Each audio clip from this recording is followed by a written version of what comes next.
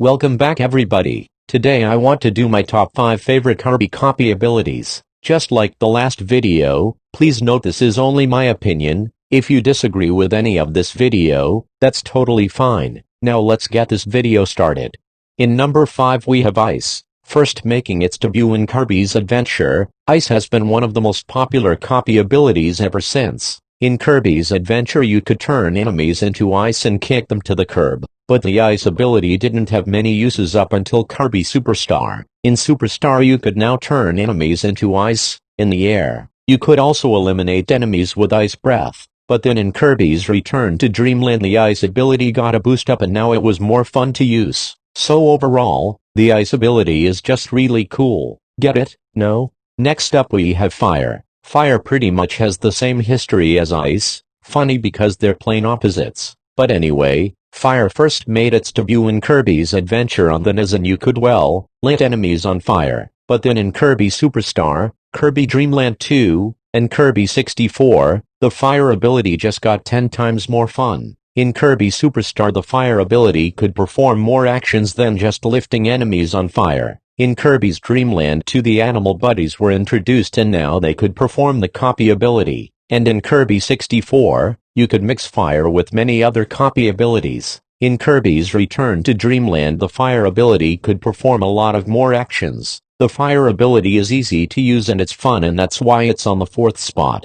In the 3rd spot we have Sword. Sword is possibly the most popular copy ability in the whole entire Kirby series, as not only is it in most mainline Kirby games, it also played a big role in Kirby's Battle Royale where the sword ability basically plays the role of a mascot for the game. Sword Kirby allows you to swing a sword and kill enemies with it by slashing them throughout the level. The sword ability has always been a great ability to use. It's easily recognizable as it parodies the outfit of Link from the Legend of Zelda series. It's super easy to use and you have to use it to fight Meta Knight with it, so that's why it is number 3. Here's a hint, number 2 and number 1 both come from Kirby's Return to Dreamland. That's a perfect segue into number 2 which is Leaf. Leaf first appeared in Kirby's Return to Dreamland and my god is this copy ability OP. You can basically demolish anything that's in your path with Leaf. You can create a Leaf type of shield and my god is it powerful. No enemy can basically hurt you. This copy ability is really fun to use. It needs to appear in more games. You can use Leaf if you are up in the air or if you are down on the ground. If you fight against any boss you can just use Leaf Swirl and demolish them. Leaf has multiple overpowered attacks too. Overall, what else can I say about this beauty?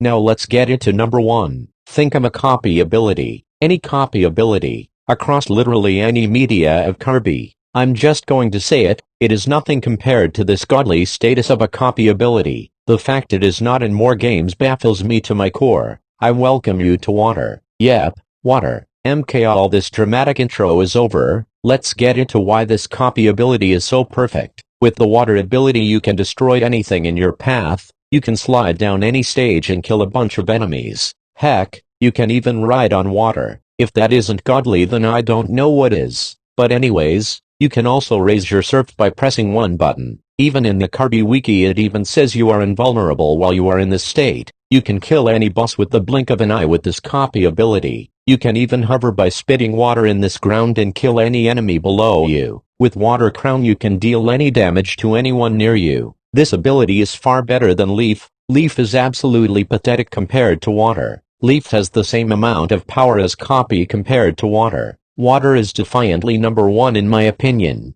Imagination.